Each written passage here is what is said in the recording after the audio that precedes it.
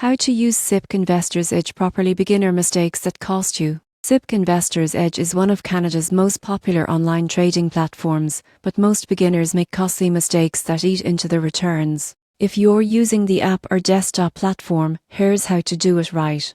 Investor's Edge is built for self-directed investors, which means you're in control. But that control comes with responsibility. The first big mistake? Not understanding fees. Many new investors make frequent small trades without realizing that each transaction can cost around 95. Over time, those fees add up fast. The smart move is to batch your trades, or use limit orders strategically to reduce unnecessary transactions. Next, beginners often ignore the powerful research tools built into Investor's Edge. You'll find analyst ratings, stock screeners, and detailed performance reports under the Research tab. Most people get this wrong. They buy trending stocks from social media instead of using these reliable tools. Always analyze company fundamentals and compare analyst recommendations before investing. Another mistake is forgetting about diversification.